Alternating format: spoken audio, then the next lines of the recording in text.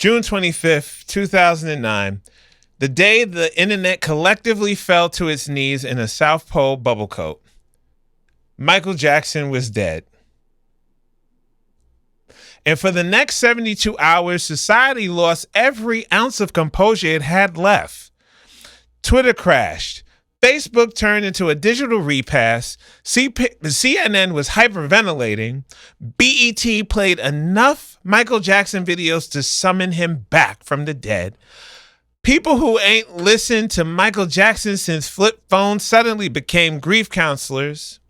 Radio stations ran MJ marathons so long the DJs forgot what else they could play. Folks were refreshing TMZ like Beyonce tickets just dropped. The media acted like the moon exploded over Atlanta. This wasn't just celebrity news.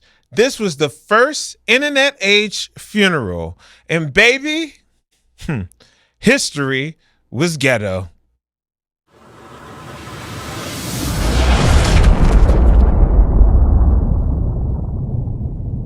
Welcome back to History Was Ghetto, the series where we revisit the moments in history where society acted like somebody mixed Hennessy, dial-up internet, and misinformation together in a laboratory.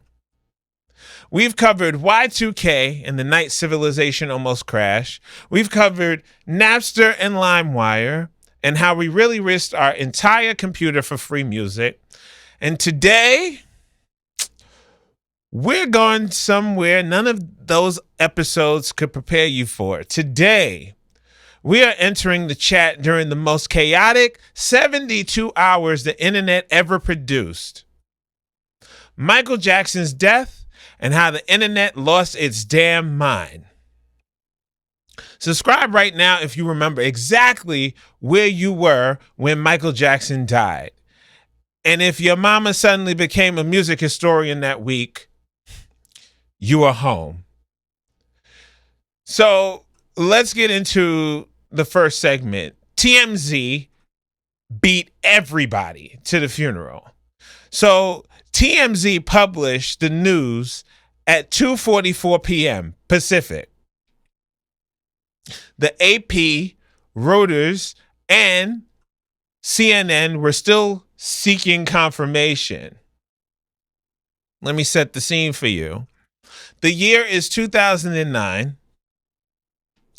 TMZ is 2 years old, and the mainstream press still treated it like a tabloid run out of a strip mall. Then TMZ scooped the world on the biggest celebrity death in a generation.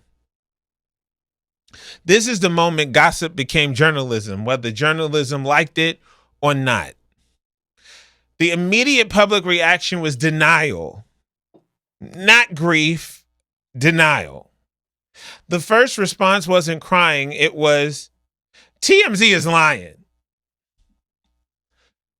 People went to CNN.com to fact check a gossip site.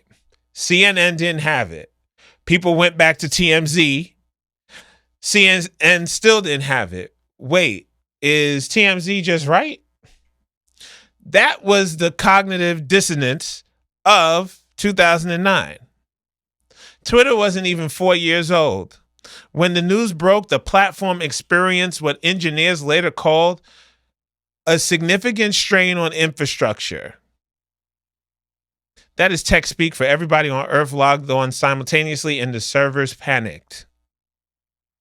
The fail whale, the little cartoon whale that appeared when Twitter crashed, became the de facto symbol of the day. Michael Jackson was the first person whose death literally broke social media. Phone lines, next, people called their parents called their parents, landlines jammed in 2009. Your auntie was calling people she hadn't spoke to since the Clinton administration, specifically to confirm Michael Jackson was gone. Meanwhile, at CNN, the anchor on air when it was confirmed looked like he had been told live on television that Gravity had been canceled. Every network scrambled to make their graphics look appropriately somber within about 11 minutes. and they all chose the same font. Somebody had a Michael Jackson graphic ready, which raises a question nobody wants to answer out loud. Because back then, TMZ had the credibility of a gas station psychic. CNN was still confirming sources while TMZ had already had the obituary, family tree, and the PowerPoint presentation already ready. TMZ had the obituary ready before the hospital had the paperwork. That's not journalism. That's spiritual, Justin. Yeah. Mm-hmm. It's that deep. Those people were connected to something. News anchors were so dramatic, you'd think Rihanna had announced Oxygen was canceled. Michael Jackson dying was one of the first moments where social media beat traditional news. So I'm going to ask the audience this. Where were you when you found out Michael Jackson died? Let's start with you, Justin. Where were you? Were you even born yet when Michael Jackson, when it was announced Michael Jackson died? This is 2009, right? Yes. I was 8 years old. And I feel old. I had just gotten home from school. My grandma had just picked me up. I remember because all my friends were with me. And my grandma told us she was crying. And my friend, who was my age, he started crying. I hadn't listened to much of any Michael Jackson at that age. So I said, who? Who? Like, I knew who he was, but I didn't know enough to be like, who? I was like, I had to be reminded. I was 8. Afterwards, I was like, oh, fuck. I was like, that's upsetting. That was my reaction. Mm-hmm. Yeah.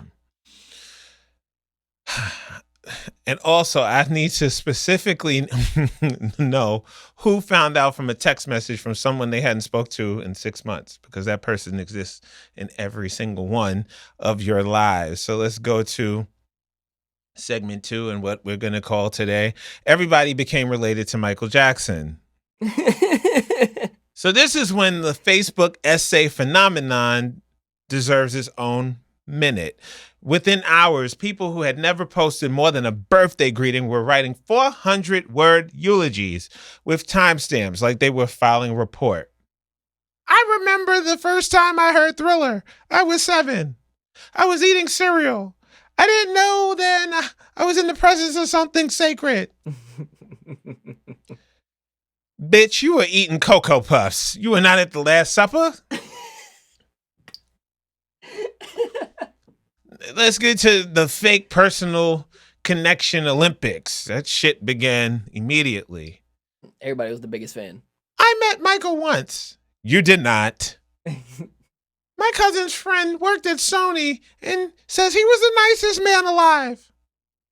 That's third-hand information from an unverified source who works at a record label. I feel like I knew him. You knew his discography. That's different. Teacher stopped class. This is documented and real.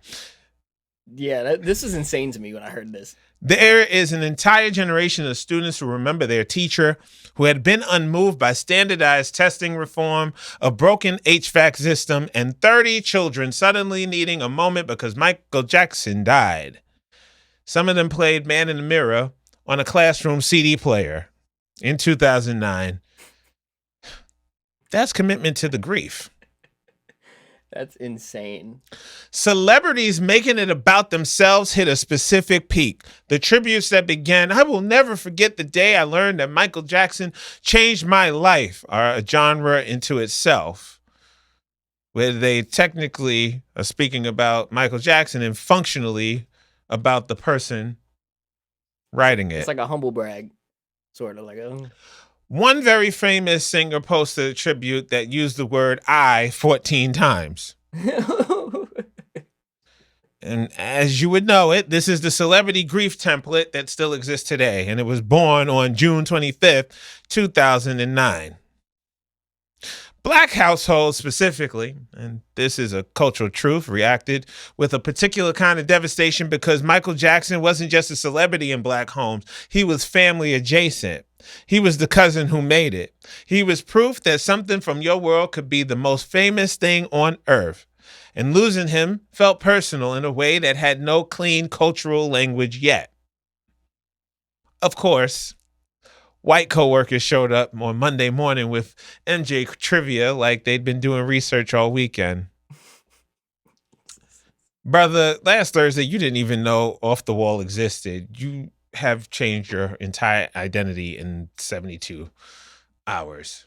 I wish I could have experienced some of this. This sounds like an interesting time. It was interesting. It was also annoying. I would love to know where you were during this. I worked at Macy's at the time.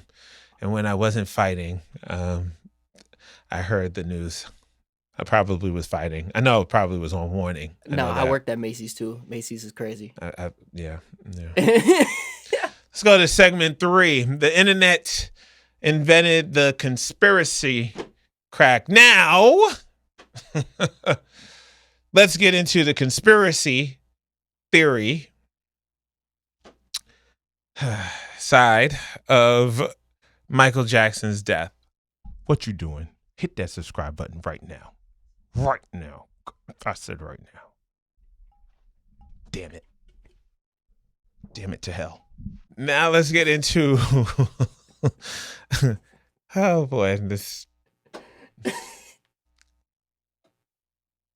Now we've established that the general public lost their minds. We've established that Black households went through a full communal mourning protocol that involved phone calls, repassed food, and at least 2 people who definitely did not know Michael Jackson personally. But that was just the warm-up act, because while the civilians were typing Facebook essays and crying in the T-Mobile break room, the internet was just getting started. June 25th, 2009 was the day that the internet discovered conspiracy crack. And baby, it has been addicted ever since. Let me paint you a picture. Michael Jackson is pronounced dead at 2:26 p.m. Pacific time. TMZ publishes at 2:44 p.m. and at approximately 3:15 p.m., somebody on a message board posted a 9-paragraph theory about how Michael Jackson faked his own death. The man had not reached room temperature, and somebody was already typing in all lowercase with no punctuation about how this was all a plan. Now, the theory had a logic to it. I want to be fair. Michael Jackson was in debt, significant debt. The This Is It tour, 50 shows at the O2 Arena in London, was reportedly the only way to dig out from under it. 1, he was broke. 2, the tour was going to kill him anyway. 3, he faked his death to escape the financial pressure. 4, he is currently living somewhere warm and quiet. It's always Cuba or something like that. Now, that logic has one catastrophic flaw in it. Faking your death does not make your debt disappear. Sony Music doesn't go, well, he's technically dead now, so write it off. AG Live does not say nobody confirmed, cancel the invoice. Those lawyers were going to find Michael Jackson in whatever afterlife he chose, physical or metaphysical. But did the internet care about that? They did not. Now we need to talk about Dr. Conrad Murray. Dr. Conrad Murray was Michael Jackson's personal physician. He was the person who administered propofol to help Michael sleep. And on June 24th, 2009, propofol was a word that approximately 11 people outside of anesthesiology could define. You like that? That was bars, yeah. On June 26, 2009, every person on Facebook was a propofol expert. People who could not name their own primary care physician were explaining the properties of propofol in the comment section of a BET News post. That's funny. Dr. Conrad Murray was convicted in the court of public opinion before the man had been charged with anything. His Wikipedia page became a crime scene. People were adding information to it in real time. Incorrect information. Competent, incorrect information. Wikipedia was the Wild West back in the days. And look, he was eventually convicted involuntary manslaughter, 2011. But in 2009, before any of that, the internet held its own trial with no evidence, no due process, no legal counsel, just vibes in the comment section. That's the system we built. Then let's get to this. Somebody decided that Michael Jackson was alive in Cuba with Tupac. I told you, it's always Cuba. Cuba, of all the places on this earth, of all the countries, territories, islands, and uninhabited landmasses available, the theory was Cuba. But not just Cuba generally, the same Cuba, together, Michael Jackson and Tupac Shakur, cohabitating in the Caribbean, having successfully fooled the entire world, just vibing. What would make them think that those two would not get spotted in Cuba? Do you think they didn't have fans in Cuba? Like, Nobody in this theory asked what they were doing there. Nobody asked what the arrangement looked like. Were they roommates, neighbors? Had they built a compound? What was the daily schedule? Did Tupac know the moonwalk? Were they collaborating? These are the questions a responsible conspiracy theorist asks. Cuba just became the Shawshank Redemption of celebrity death mythology, the place you escape to when the story needs an ending that isn't death. Maybe that's where they went at the end of the movie. They went to Cuba. Michael alive in Cuba with Tupac. Share before they delete this. Who is they in that sentence? Who are the people with the power to delete a Facebook post about two deceased entertainers living in Cuba? We were not asking the right questions. Well, let's get to the YouTube documentary era. That's where it was born. Some person sat down at a computer running Windows Vista. They opened Windows Movie Maker. They found a dramatic piano loop on a free stock music site. They took blurry screenshots from news websites and they produced a 47-minute documentary in approximately 19 hours. And it got 3 million views. 3 million. Because of the red circles. Somebody figured out that if you put a red circle on a blurry photo and then zoom in slowly while the piano is playing, people will believe that red circle is evidence of anything. The red circle could be around a fucking doorknob. The red circle could be around a fucking cloud. Didn't matter. Red circle plus dramatic piano equals proof. That's still true to this day. It's crazy. Like in thumbnails. That is the template. That is the format. Every conspiracy theory video you have watched in the 15 years since Michael Jackson died uses that exact same template. The blurry screenshot, the red circle, the dramatic piano, the narrator who sounds like he knows something. It all started here in 2009. 17 years ago. In the Michael Jackson death truther community, you are welcome, internet. Now let's get to the Illuminati. And then somebody brought up the Illuminati. It landed in 2009, which was, and I need you to remember this, the year after the global financial crisis. People had just watched the economy collapse. They had just watched banks get bailed out while regular people lost their homes. They had just watched powerful people make decisions that nobody voted on and nobody was explaining clearly. So when somebody said the Illuminati killed Michael Jackson, people didn't hear crazy conspiracy theory. They heard powerful people made a secret decision and somebody died. And in 2009, that sentence rhymed with recent experience. People who could not tell you what the Illuminati was 3 weeks earlier were not explaining it in the church parking lot. Complete with hand gestures, complete with do your research. And the research was a YouTube video with a fucking red circle and a fucking piano. This is the world that we built. Oh man, it's an infinite feedback loop. Now let me just get into, some impressions of the characters that was running rampant in this time. In the interest of historical accuracy, I need to introduce you to 3 people who were everywhere in 2009. 3 specific types of human beings who made this entire situation significantly worse. So, character 1, conspiracy auntie.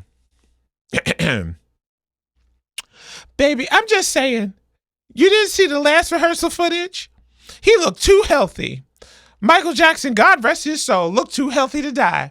And I called your uncle. You know your uncle works near a hospital. He said the paperwork wasn't right. I'm not saying nothing. I'm just saying, don't post this. She said, don't post this, and then forwarded it to her entire contact list, including people she hadn't spoken to since fucking 2003. Then you have the YouTube narrator. What if everything you were told was a lie? The official story says Michael Jackson died of cardiac arrest. But look closely at this photo. Do you see it? The shadow in the lower left corner of the ambulance. We've circled it in red. Nigga, that's a parking meter. That is a parking meter in the lower left corner of the ambulance. You circled a fucking parking meter and called it evidence. And 17 million people watched the video. 17 million. And then you have the fake spiritual influencer. Michael didn't die. Michael transcended. You cannot kill a frequency that high. The body was just a vessel, and the vessel had completed its assignment. He moonwalked out of the physical plane and into the cosmic one.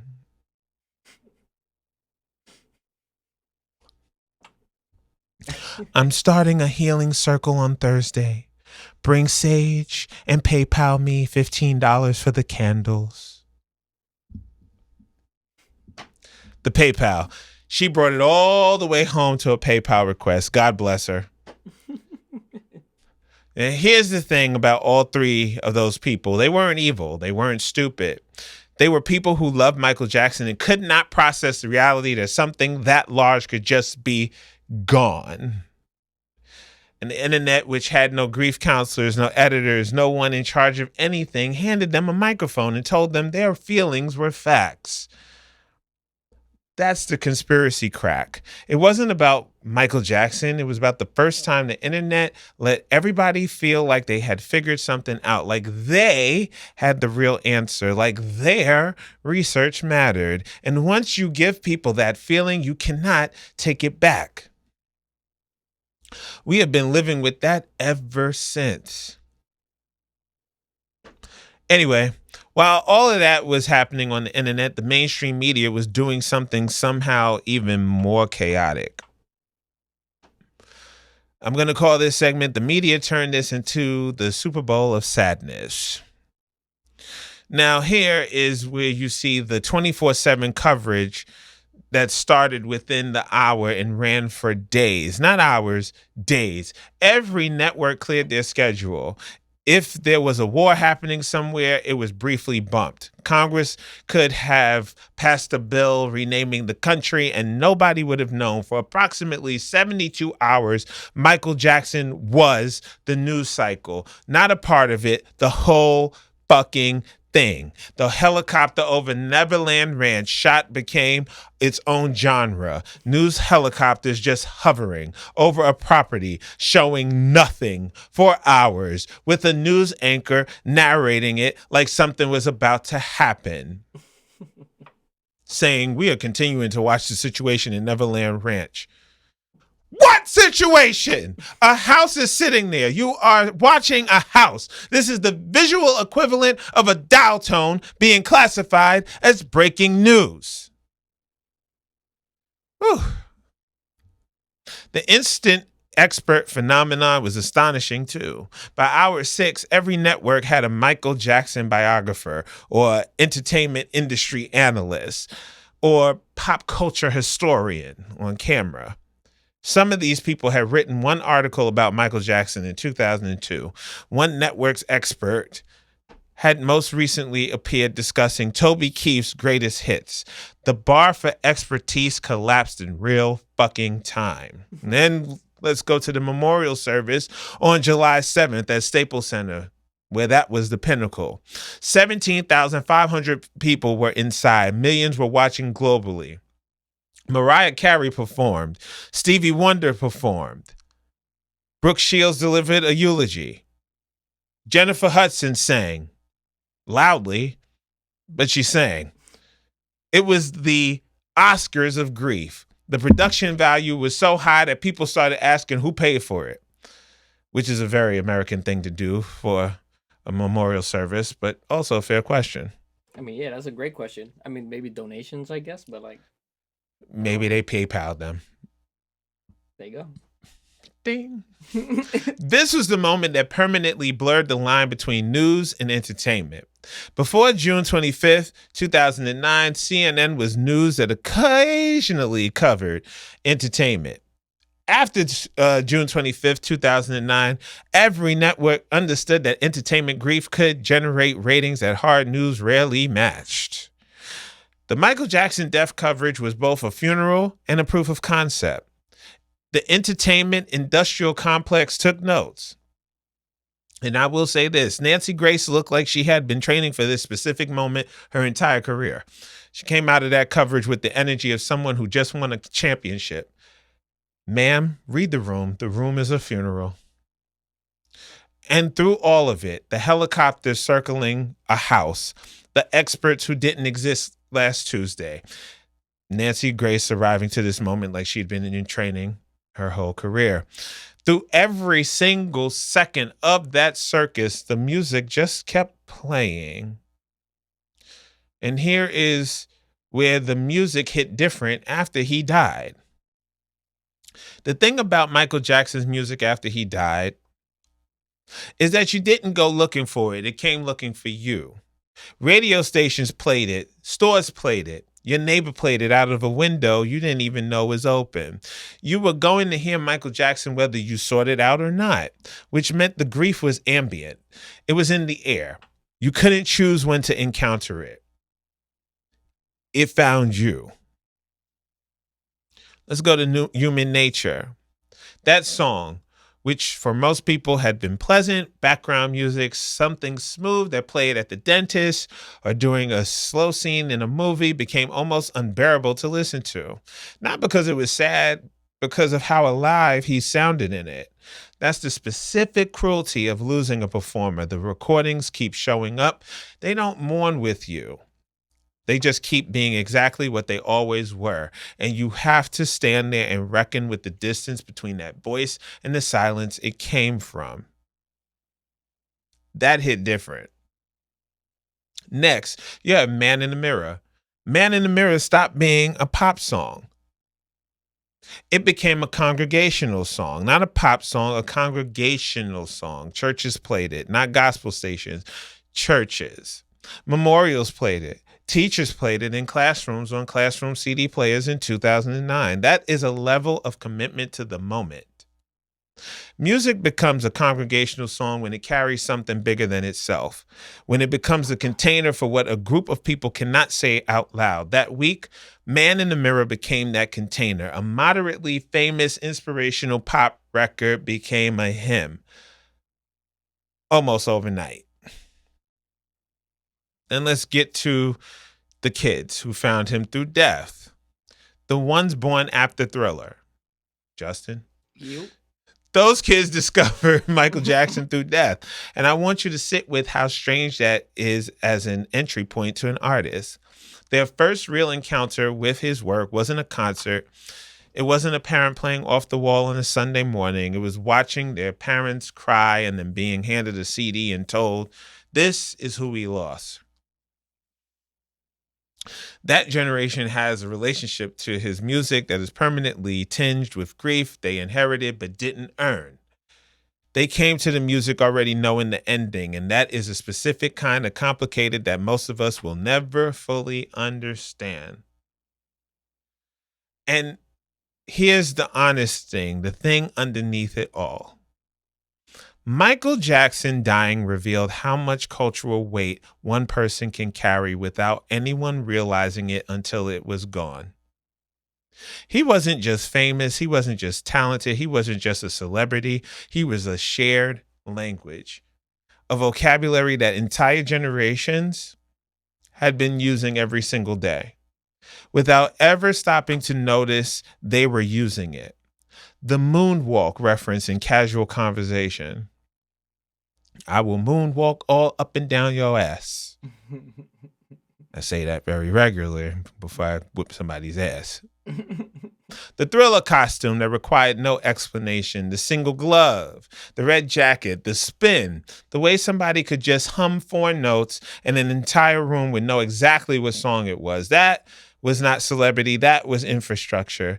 And when the infrastructure goes, you don't notice it the way you notice a person leaving.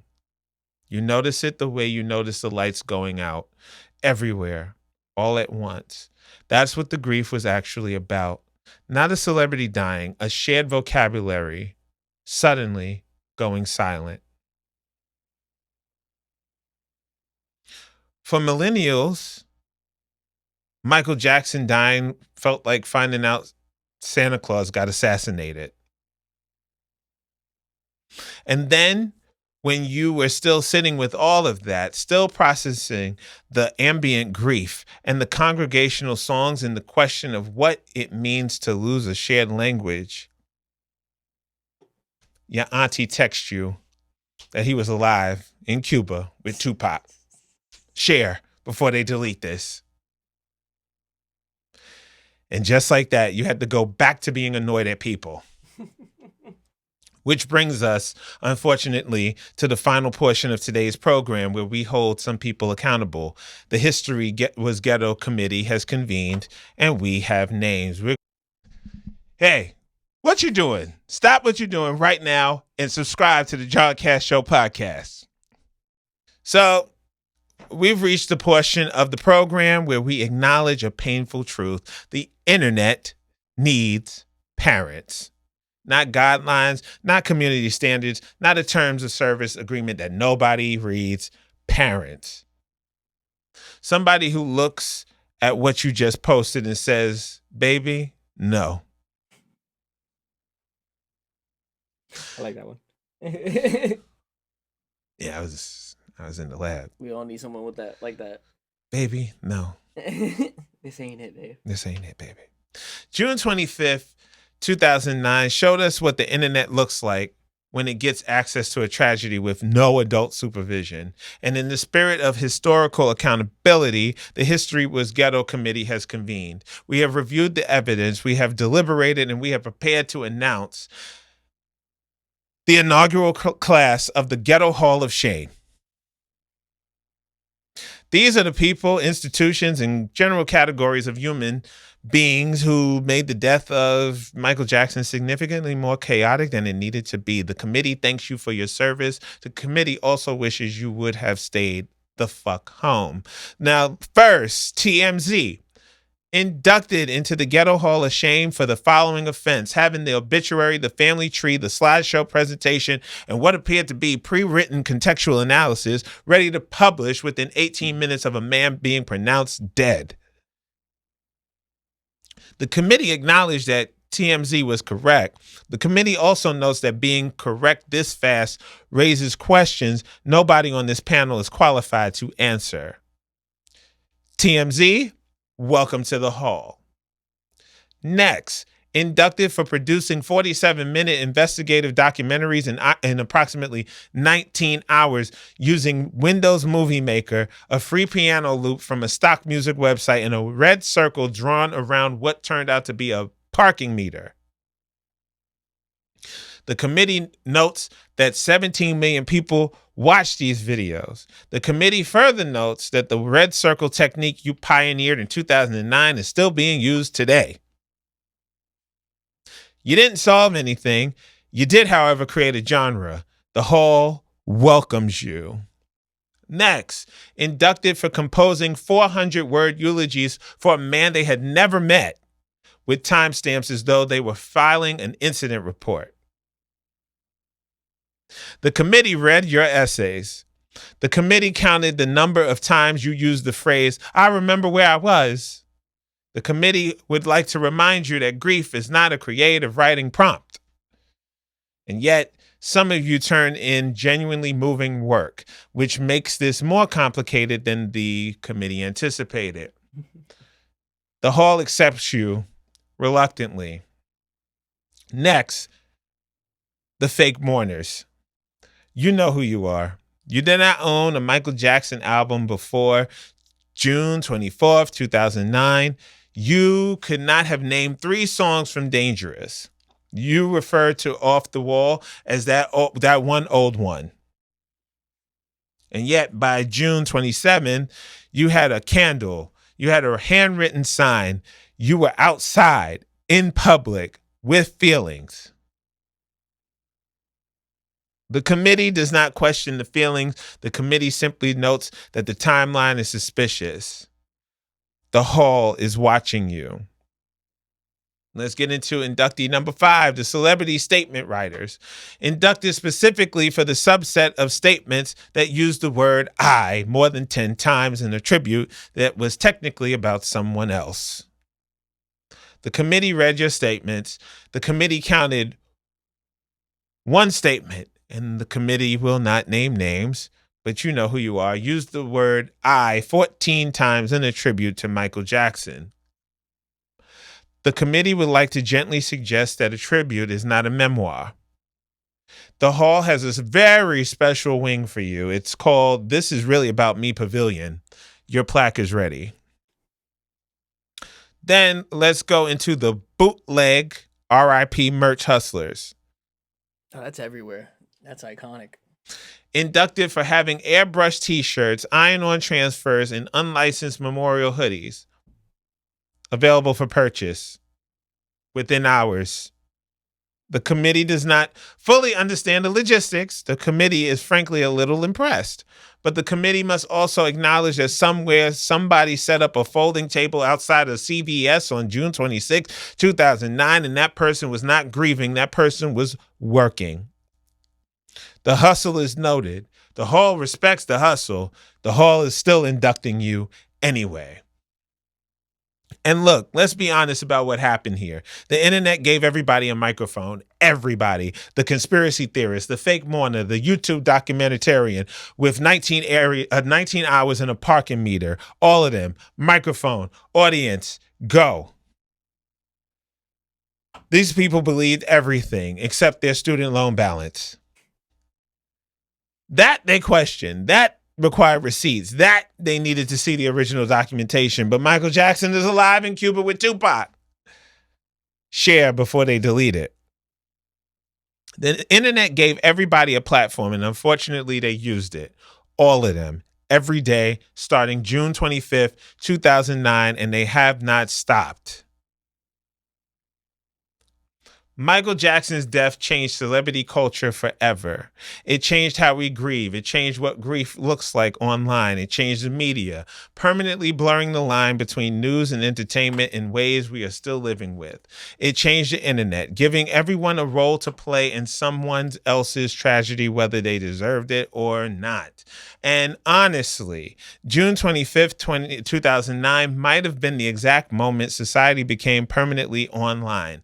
The moment we all logged on and never fully logged off.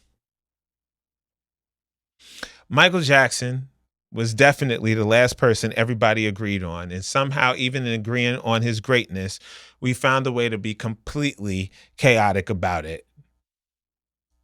Subscribe to the John Cass Show podcast right now if this episode found you at the right time. Drop a comment telling me where you were when Michael Jackson died, and I need you, and I'm personally asking you to tell me what historical moment deserves the next History Was Ghetto episode, because the committee is already in session and we have more names. And baby, history was ghetto.